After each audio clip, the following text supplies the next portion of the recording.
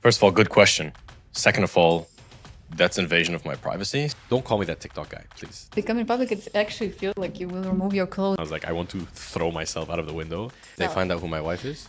When you go public, getting there is actually the easiest part. Some videos that I really put blood, sweat, and tears, like physical blood has been poured for making a video.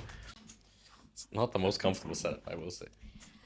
I will work on it, or I will break it. Going public. Hi, I'm Yeva, and this is Becoming Public. And today, this is Shawn Chidiac. I've never had to sleep with someone for an interview before. What? What?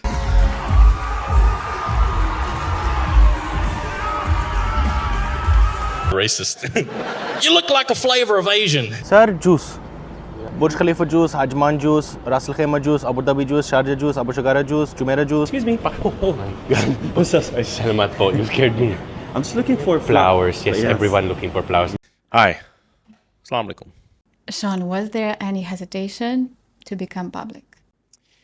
Yeah, actually, so like in traditional like Arab or Middle Eastern culture, or actually even Eastern cultures, we have this thing of like ayn, you know, like the envious eye or evil eye. My culture, we also have a saying, but this saying, we have it like black eye. Black eye? Yeah. It's kind of racist. And it started from a very small thing, you know, you go to like a gathering or something and someone says, oh, how are you? And you say, oh, I got a new job. Everything's going great. I'm losing weight, anything. And then the next day you wake up sick, you know? So I had this big fear in my heart. And I do believe that the more you feed into it, the more it happens in your life. So I do believe there's a certain placebo effect to it.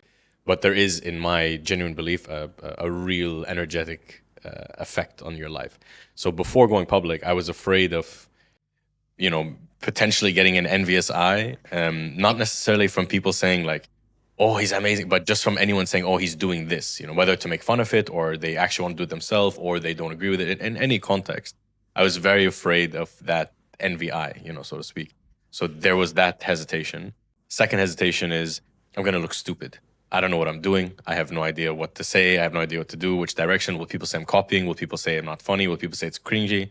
Cringy! You know? So I had all these hesitations. So what is the level of embarrassment you felt at the beginning? Extreme. Not necessarily embarrassment as much as shame. You know, you're raised, you know, doctor, lawyer, engineer. This is like a lot of people in Eastern cultures have this, even in Western, but very predominantly in Eastern cultures. So when I said I wanted to be a comedian, my family didn't disagree. No one said like, no, don't do it. But they were like, yes, it's cute. Do it on the side. You know, it's like, you mean career-wise? No. But there was never doubt of like my abilities, which is a gift from God, honestly, to have that security. So there was more shame that like I'm not doing what I'm supposed to be doing. And then there was my own shame, you know. Now I'm being clown in front of everyone. I used to be clown in classroom, clown with friends. So you could say and be whatever because it's just a small community. But then you put yourself online. And then you have, you know, God knows who can watch. And like, I don't read comments usually, but sometimes once in a while when I'm checking my notifications, something will pop up. And someone commented on a video of mine saying, maybe try a different job, bro. And it was like on a clip that like was super viral. And it, for some reason, I mean, now I've been doing this for years, you know, it's like almost since 2016, you know, minus 3 years of hibernation and fear. But when he said that comment, it immediately put me back to 2016, where I first started. And I was like, maybe I should. And I was like, wait, what am I saying? Like, I'm literally on a world tour right now. And that one comment, and it wasn't even a bad comment. It was literally maybe like it was some random Sri Lankan guy. It was like, get a job, bro. And I was like, I don't know why it sent me back so bad. Maybe he actually wanted to say to you, like, get this job. You know, some people doesn't have good English, so. Maybe, but in any case, I mean, hate is real regardless, like whether he meant that way, but there's always hate in the comments regardless, you know. But it's funny that one small thing can still set you back because you're constantly, everyone looks at you as like a figure that's like, oh, she's doing it, he's doing it, they, them is doing it, whatever, you know, I don't judge. Like, no, you do. Everyone is doing their thing. And so they just assume that person has it figured out. They have the assumption that that person knows what they're doing and they're successful and they don't care and da da da. But in reality, every human still cares because that's what makes us human. If you don't, you're a sociopath, and then you're on Netflix as Ted Bundy or something. You know, you're going to be on a documentary one day. But you do care. The difference between, you know, people who are doing it and stay successful, people who are doing it and stop for their own reasons, is being able to mitigate that hate, remove it from your heart. You can listen to it; it's going to be there, but you remove it from your heart because you need your heart to keep pushing you forward. You know, you need your mind to be clear, but you need your heart to be able to keep driving forward. So, not that you asked me any question on it, but it just came to my mind recently. But it's just funny that I had this moment of shame where I'm like, oh my God, I felt naked. You know, I was like, don't look, don't look. Yeah, becoming public, it actually feels like you will remove your clothes and you will stay topless in front of people. You are in a sense. So you have to be comfortable with your body. Body positive. Body positivity. I also noticed that not only body, but I'm not nervous. You're nervous. I see you just checking Google research, and when you put in your name, first thing that popping up as a question, wife. Really? The first question I The typed? first, yeah, no, and the second, your nationality. But Really? first is wife, yes. The most people told me is that it says Shawn Chidiac, divorce. Like, divorce is always the first question. Not anymore. Wow. Right now, people trying to figure out is your like private life. Yeah, but that's the thing. When you keep your private life so private, people start to try to pry. Which blocks and fears you had to come over? It was like one night and you woke up with thinking like, oh, I know what I have to, which step I have to make to overcome it, or it was a journey of small steps. Yeah, that's a very specific question of the heart, I think. Like, that's the emotion you're overcoming, which I think is difficult for people to attune themselves to sometimes because there's so many mixed emotions, so it's hard to separate them. And I remember, like, you know, you're catching up with an old friend, and like her and I hadn't talked in a while, so when we were like just catching up, I had let slip that I was thinking about doing stand-up. And this is like a friend from school days, so like I was being a clown around them, so they, like, you know, that group knew that I always like wanted to do something comedy related. And when I said I think I'm gonna try doing stand-up, the second I said it, I immediately got scared, and like there was this sense of like I'm going to shit myself, you know. And I told her, I was like, I don't know why, but I just got really scared. This is how I feel right now. And I told her, I was like, I got really scared just saying that. And she's like, okay, good. It means you care. And I never had that perspective. For me, fear and nervousness and anxiety is never good, you know?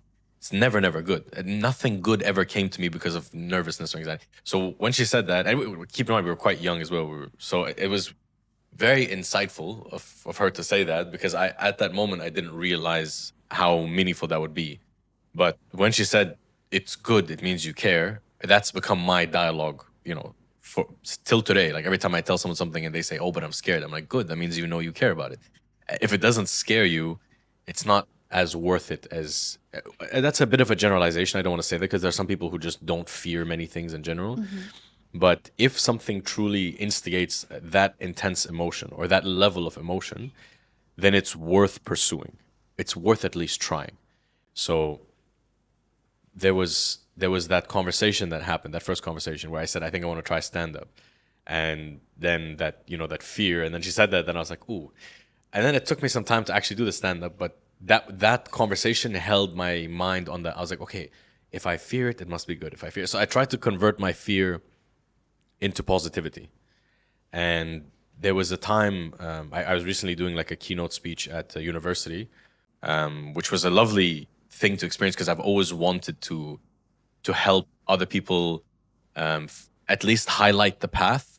And I actually started several podcasts. One was about men's mental health, and it was just about general stuff. And I had many different podcasts that I started and stopped. But the main point was trying to shed light on this information. And at this keynote speech, I was explaining that this moment that changed, it didn't change, but I was done. I was finished. I was at an old job and I had rushed to the office for no particular reason, but it's just because I tend to be late to things. I'm driving really fast. I think I caught a fine. I get really upset because that's like 600 dirhams. And then I rush, can't find parking. I'm stressed, I'm sweating.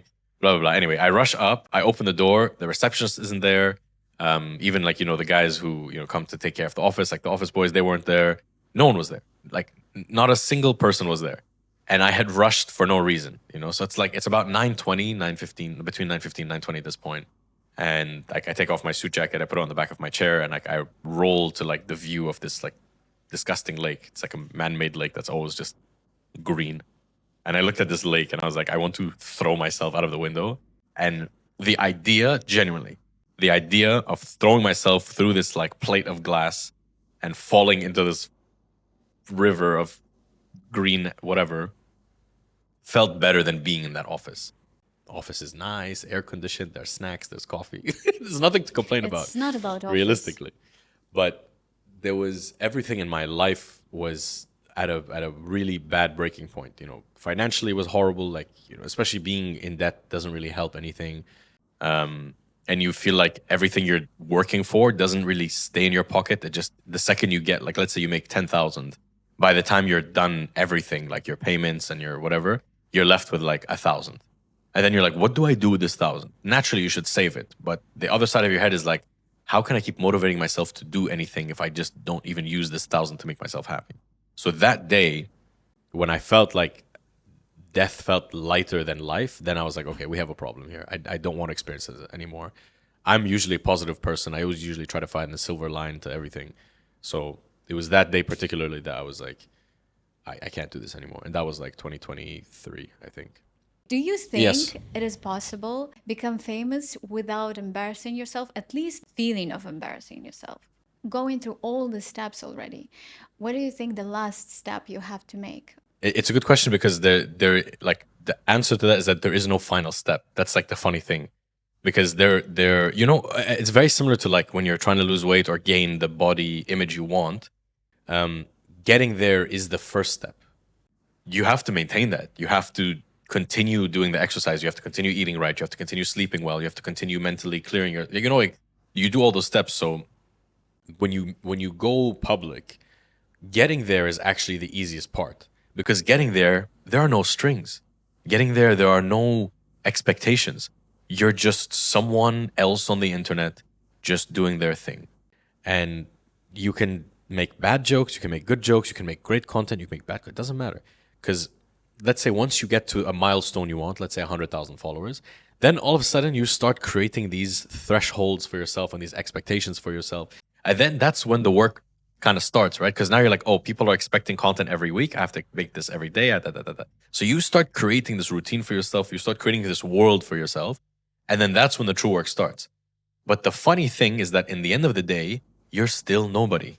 You're in the public, but we're literally just specks of dust in a floating planet in the galaxy, which is bigger than you know what I mean? So on one side, you have to respect yourself and take yourself seriously to some level, because we're literally just floating on a rock in space.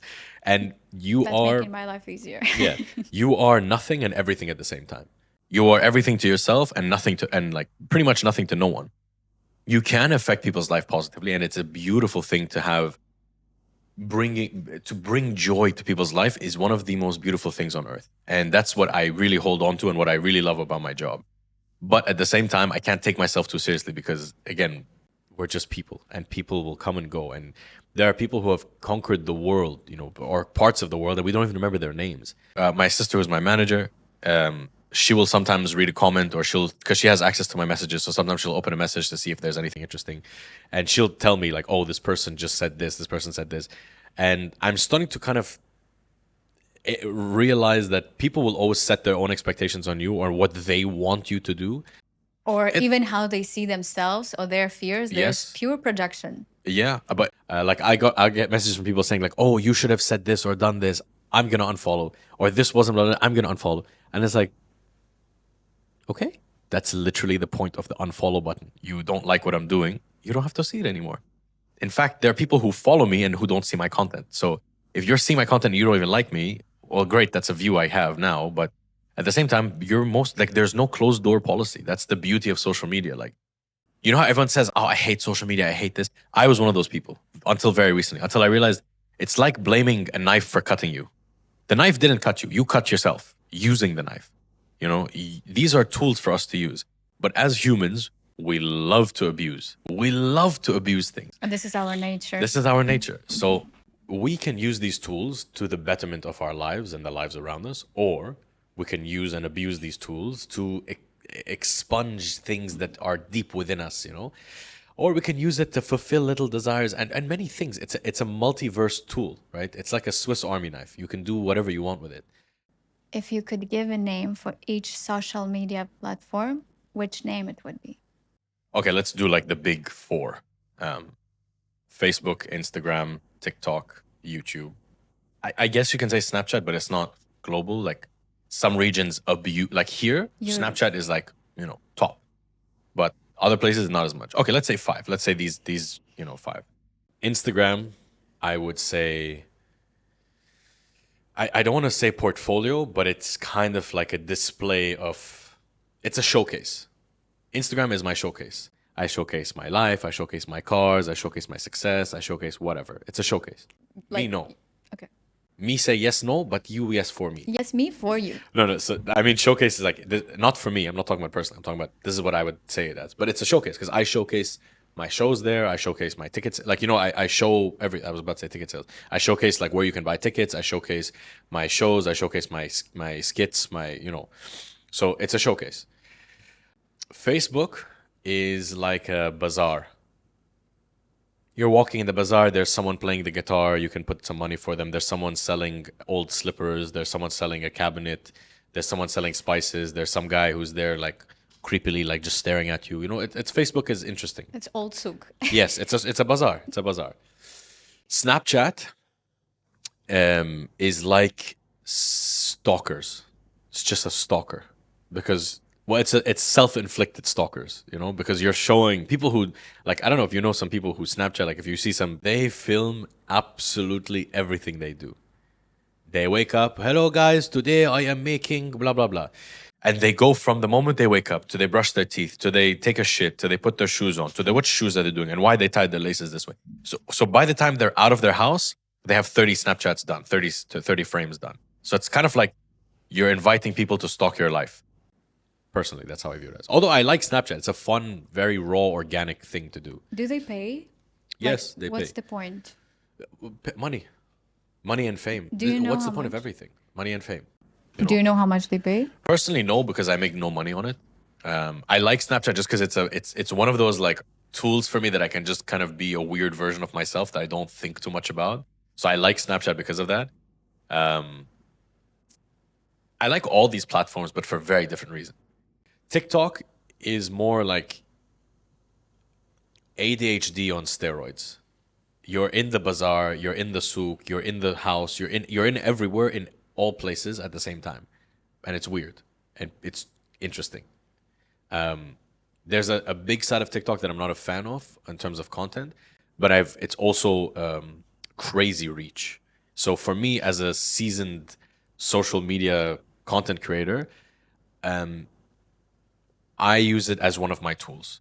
But as a part of my business, I have a company that does content creation, social media management, all these things. I highly recommend it for new people. New people entering the market, it's probably one of the best platforms to jump on, you know? I don't think so that it's the thing anymore. It still is a strong platform. Like you can still hop on to TikTok now and still grow. Maybe not in terms of followers, but in terms of engagement and views, yes. YouTube is television. YouTube is television. You can watch documentaries on it, very high quality documentaries. I'm obsessed with YouTube. I have horrible YouTube experience as a content creator. It has not done anything for me personally, but I still use it. I still upload every day. I'm still an active user, but it's done nothing for me. And that's okay. I don't blame the platform. It's just how it is. Some content creators get it. Some content creators don't.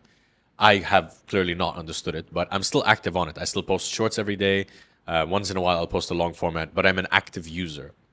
My most used app is YouTube and Instagram, because Instagram is like where I've been able to sell my tickets. It's where I've been able to do everything.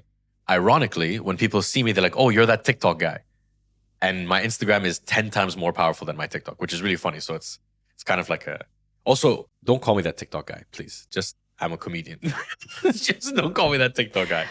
Nothing against TikTok, but it's funny. But so YouTube is TV. You have all sorts of things. You have long version, long format content. You have cartoons. You have educational material.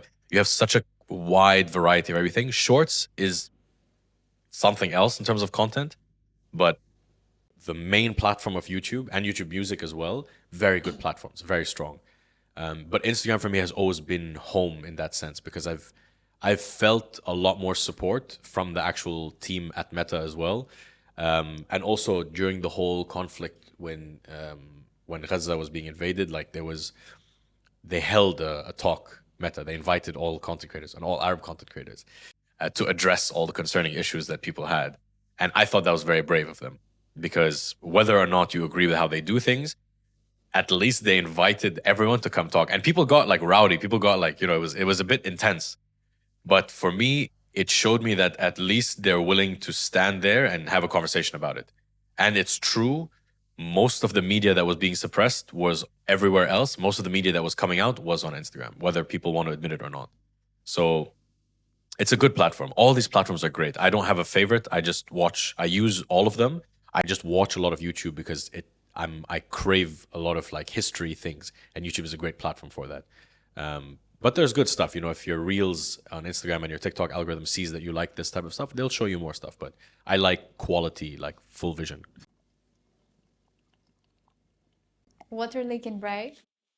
I wanted to ask you about algorithms and your, of course, personal opinion. We don't talk about like expertise perspective, but more of your opinion and algorithms and which platform has stronger algorithm.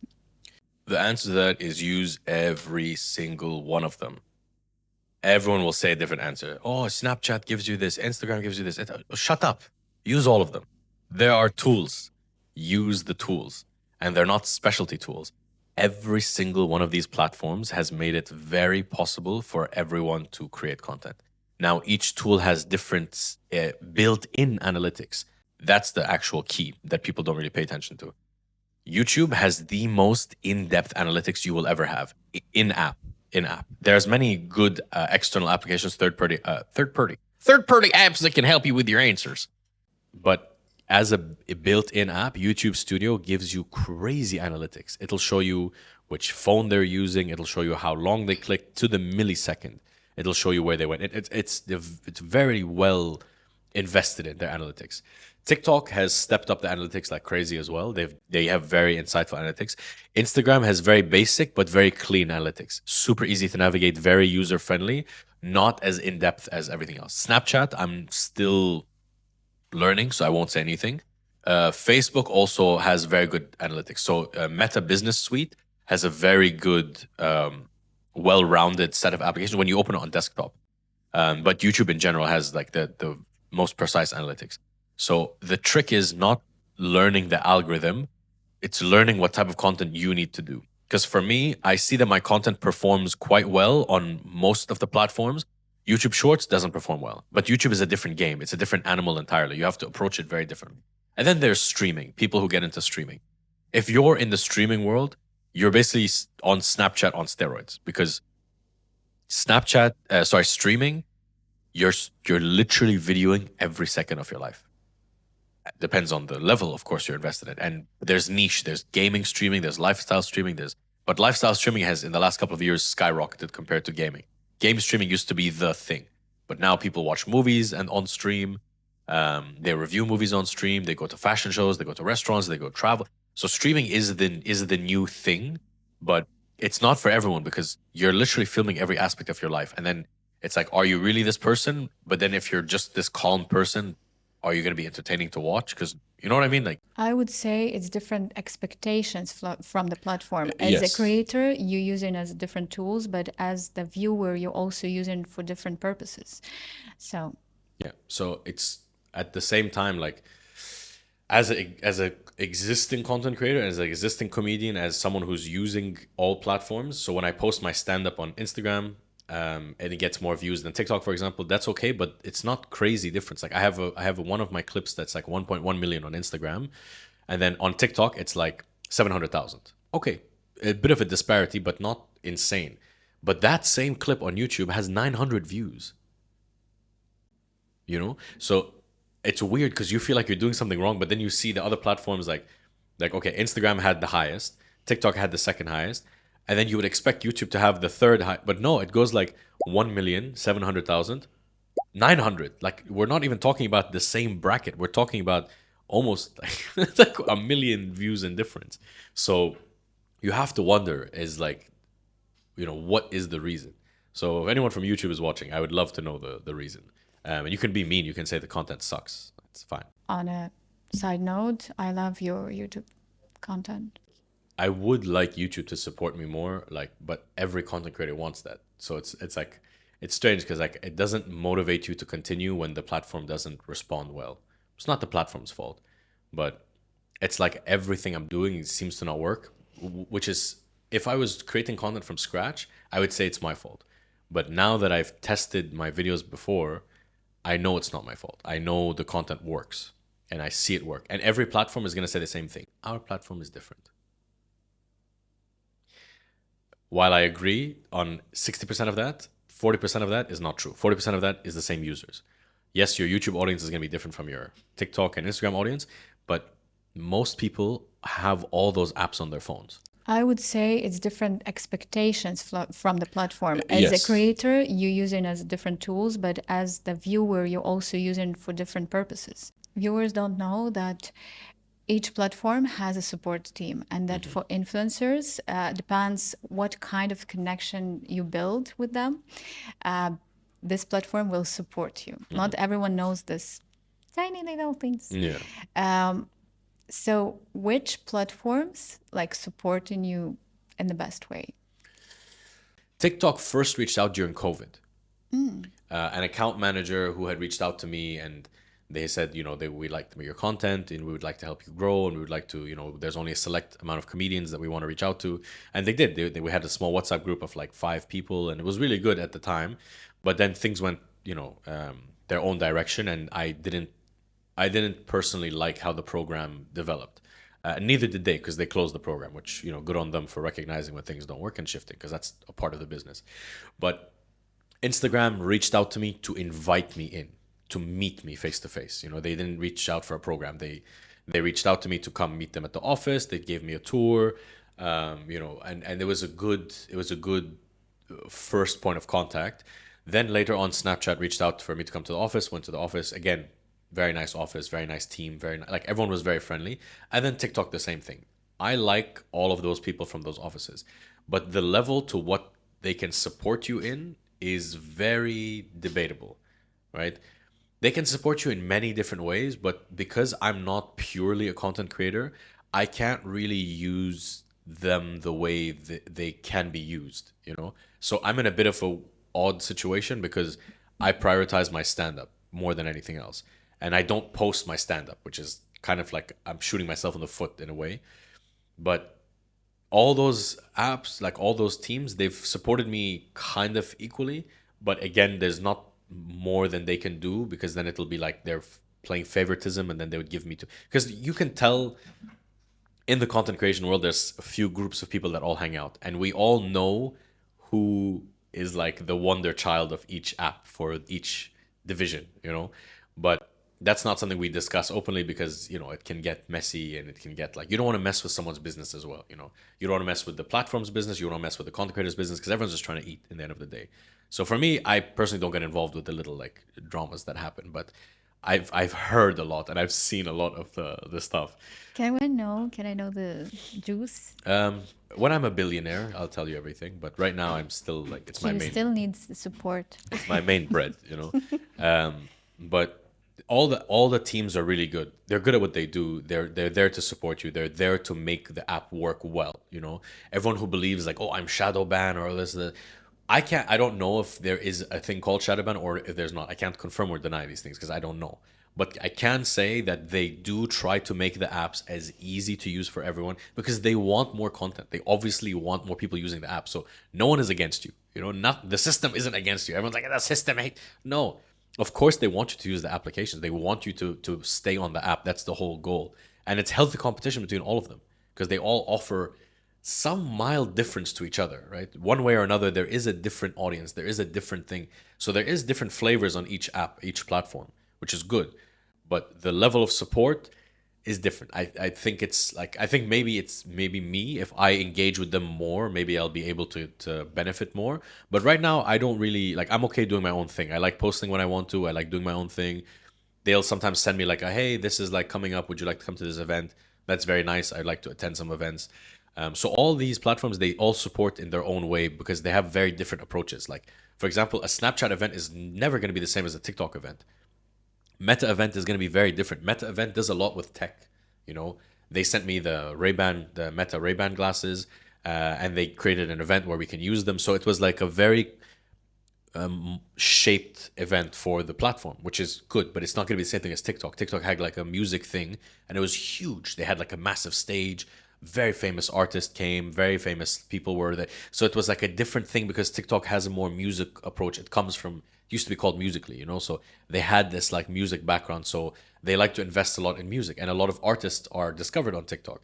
So it fits that. And a Snapchat event is going to be very different because it's like a lot of people who are streaming in a sense, you know. So each platform has a very different thing that you can use based on your industry, like based on what you do. I think I'm just bad to ask that question too because I'm kind of a hermit. I live in my own little bubble, and they've tried to help me, but I'm just like, no, I'm okay. I mean, you know, like, so it's a bit, it's interesting. I wanted to ask, do you feel like an expert in creating content? I wouldn't say I feel like an expert, but I can definitely tell when things are like going well in a shoot.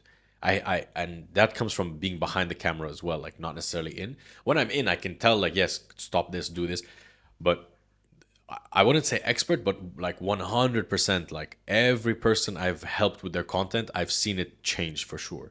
So I wouldn't say expert, but I can definitely see when something isn't right because not necessarily not right, but I can see where like if you just add this little sauce to it, wow, you know, you're the chef, cook the meal that you want to cook.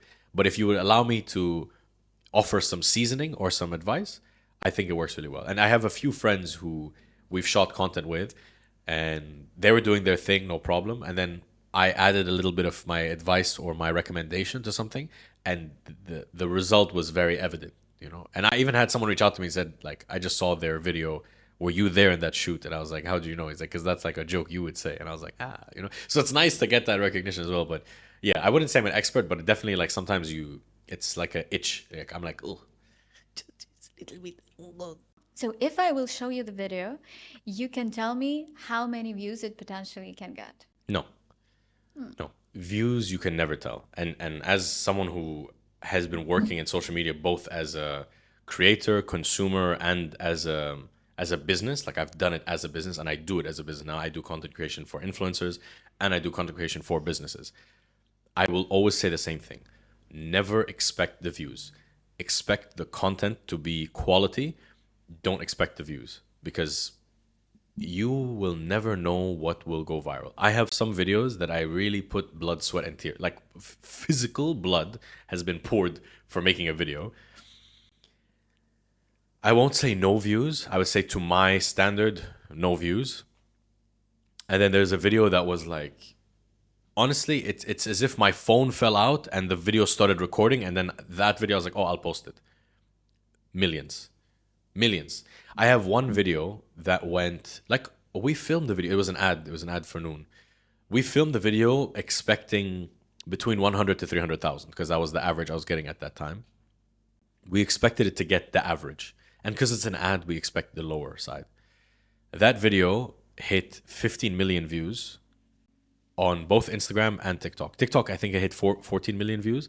Instagram, it hit 15 million views, and someone else reposted it on YouTube. And it got millions of views on YouTube. I reposted it on my YouTube, 900 views.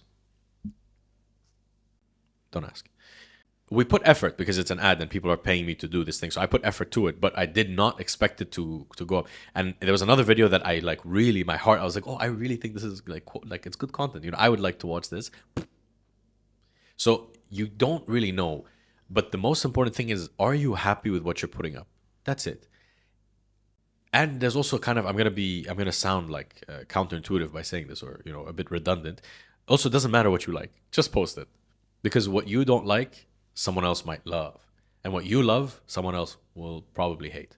So the point is, you're creating a buffet for people, right? You're not forcing, it's not like an a la carte thing. It's like, I ordered. No, you're coming to my page is a buffet for you, especially for my type of content. My type of content, I do different accents, I do stand up, I have stuff I review. Like I have a lot of different things I like to create. And I'm not going to set my whole creation on other people's expectations. So someone might say, oh, I'm expecting him to do the cafeteria thing, or I'm expecting this. That's not my job. My job is to create. And if the cafeteria becomes a part of the cycle again, then it becomes a part of the cycle again. And then you get to see it. But it's not my job to keep on doing that one specific thing that you liked. There's something that was working really well, so I will use it and nourish it because it's working, and clearly like you want to get better at it, so you do work on it. But then you have to keep moving on to new cycles because you have to keep expanding, you have to grow your audience, but you can come back to it, Like your favorite dish in the buffet, sometimes it finishes and you go, oh, I really like those noodles. Then the guy comes back, he puts the thing on the hot plate again. So that's how you should really approach your content. Be a buffet and keep moving down. Create a nice broad selection. And then once you have your nice selection, keep on working on it till it becomes quality. And then once you're ready, add a new section. Doesn't mean you have to stop, but it just means create a part of your rotation, adding new things. That English wasn't good, but you get the point. It's okay. The English is not perfect in the show. And this is the thing about this show. I wanted to ask, you were telling me that before your comedy stuff, you were also having podcasts about like different topics. You were having different type of content where you were trying yourself. So you were trying to find your voice. How did you actually found it? It because of the response of other people? It's because how you felt the most comfortable? I said I'm still in that journey, so I'm still finding my voice. And every time you go through an experience, every time you age, you just discover there's a new section to that voice. There's a new section to finding that discovery again, That's the funny thing. You have to find the discovery. You have to find your way to find your way, if that makes sense. Like there's no, like, imagine you're in a jungle to then get to the road, to then get to your destination. That's exactly what it is. And you're constantly finding the new jungle and you're constantly finding the new road because every time you reach somewhere, you realize that you need to reach somewhere else again. And that's just life in general. That's how it works. So I didn't find success because I found my voice. I found what I enjoyed doing more consistently. And that comes from Fahad. Fahad K, isn't that concerning guy?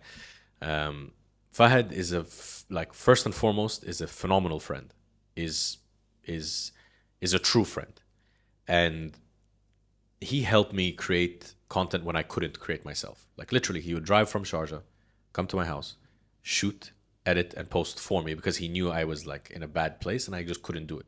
And he didn't give up on me. I gave up on myself. He didn't give up on me.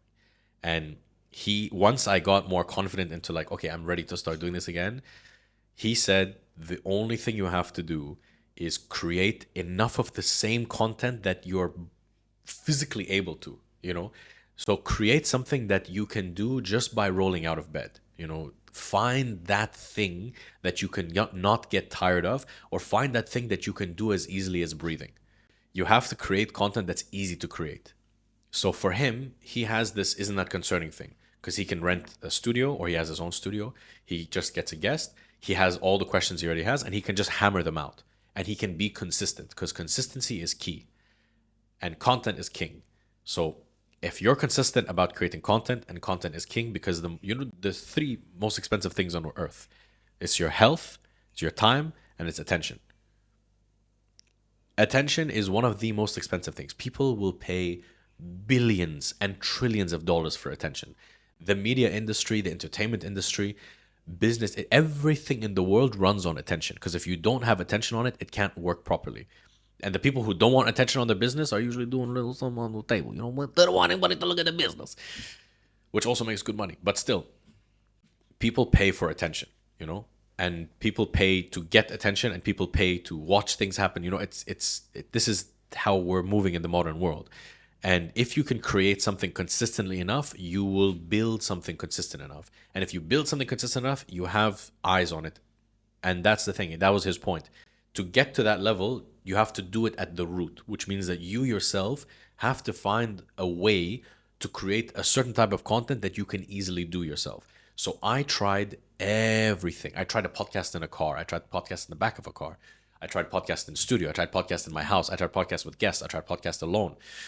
Then I tried my videos. I tried doing accent videos. I tried pronouncing things at a supermarket. I tried everything I could. And the one thing that worked was exactly what he said. What's easier for you to do? The podcast thing between him and I was very easy to do. I'm not going to say we started it, but there was definitely no one doing it in 2022 or 2021 when we, like, this joke podcast, not podcast in general.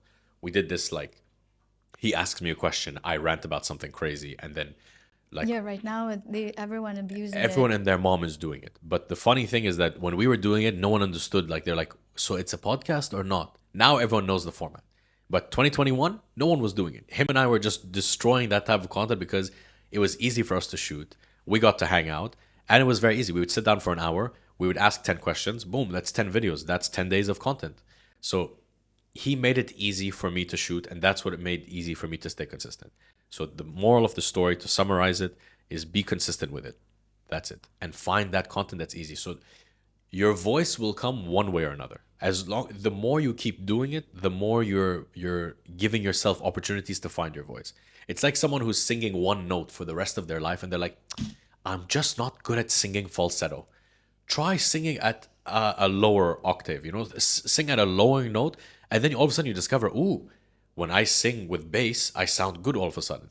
So you have to give yourself an opportunity to try different notes because you don't know how good your voice is at different notes. So the more things you try and the more consistent you are, because, okay, one day I woke up, my throat was scratchy. One day I woke up, my nose was this. One day I woke up, everything was fine. And now I actually hit the note perfectly. So you have to allow yourself to experiment with time as well. You can't just say, I tried 50 videos. You tried 50 videos in a short time. Try 50 videos over a long time. What are you losing? You're not losing anything. You're still creating content. Content is key. Being in a public eye, are there any negatives to it? There are definitely some negatives to it. First and foremost is privacy. Your ability to keep things private becomes very challenged. People who know me very well, they know that I'm very outgoing when I have the energy to be, but that's like tip of the iceberg. The majority of myself is very self-contained. I like to be alone. I like to isolate. I'm very in my own world, and that's how I like to live my life. So when you go out, you go to the gas station, you go to, get water, food, whatever. You go to the mall to buy something, and someone catches you on an off day, and you're known to be this positive thing. People will obviously ask you to do an accent or take a picture. They'll do some sort of request. The people who are like, hey, love the content, love the stand-up, love the whatever, you are... I'm not saying that the people who come ask for pictures are a problem at all. That's not a problem. In fact, it's a good thing because then you can see how many people actually like what you're doing, and it's a beautiful reflection. The problem is when you have those bad days and you're just feeling like in your little cocoon and you just kind of want to put your head down and you don't want to be rude to anyone, so you just want to keep your own space. That's the days where it becomes a little bit taxing because sometimes you just need to be in your own space and you don't want to open your mouth, and sometimes you physically don't want to just breathe air out of your mouth. You just want to, and then someone comes and asks you for a picture. You don't want to be rude because they're supporting you, and you want to let them know that you appreciate that because you do appreciate it. And just because you're not feeling it in that moment, you don't want them to feel like they're not appreciated for what they're doing. Even though if it's just a follower, it's just a like, it means a lot. It's a part of the business that I live. It's part of how I keep food in my family's home. It's a small action from many people that have allowed me to do what I'm doing now. So, and I don't want that moment to reflect negatively. So that's the only drawback, I think. Other than that, I don't live a scandalous life. I don't do anything extreme in terms of social stuff. I like extreme sports. I like extreme activities, but I don't do anything like crazy in public. I don't have crazy public opinions. So there's nothing really negative in that sense for me. But it is those moments where you're just like, you want to be like a little hoodie and like you did, and then someone comes and you just have to you have to break that feeling to just like, oh, hello. Sometimes it can spin your day around, but it happens. Like sometimes someone will say something and you go like, what the hell? Like that's also sweet, or they remembered something that you thought no one would know. But sometimes that's it. It's like you just want to, or when you're with your family and you just want to spend time together. And some people are really rude. Some people have been extremely rude and invasive, but that's a part of the business. I would like to know the story. It's just people who are invasive. It's some people there, like they'll literally like run up with their phone, like, what do I do with this accent? Like, you can show love, you can be excited, you can be energetic, but like some people come and they're like they touch you, you know, and you're just like, dude, what are you doing? Like, you know, some people are very sweet. They come, they ask for a picture. Some people don't say anything. They don't ask for anything. They just come and say, love your content, and they move on. And it's always funny. It's those people who don't ask for a picture. I'm like, you want to take a picture? Like, you know, because I'm like, I feel bad because I can see that they wanted to ask, but they're also like, they want to give you your space. Because also like, forget content. So in the stand-up world, and in stand-up, like things get weird. People say shit to you behind, like when you're off stage. People say shit to you when you're on stage. It gets weird. It gets very weird in the stand-up world, but it's kind of fun. It's a part of the whole thing. So I would say the only drawback is that thing. I think there is a line that no one has to cross, and it's physical, because harassment, and only not 100%. only in the world like man to woman, harassment is like, it's just you invaded in my like privacy and like touched me. It's no matter where, even it's my hair, it Yes. doesn't matter. Yes. It's weird. Definitely for women, like definitely do not go up to women and touch them. That's 100%. But I understand a little bit more when it's like male to male. Like there is that kind of playfulness. I can understand it. I think being in the UAE is a really good like for female content creators, because there's no like, they're usually very well respected, and there's very strong laws against, you know, harassment there. So I think that's like a benefit. But as like a male, I've received a lot of weird touches and definitely a lot of weird comments. So I hope female content creators don't get the same comments I've got, but also because I'm a comedian, people say some stuff because I think it's funny. Thank you so much for coming and sharing everything so honestly. Yeah, I'm happy to be here. I think that should be your policy. It has to be honest, you know. And if they're not, people will see it. Julia Daniel Chinko. Jestem Majkoszka. Bye-bye. That's right!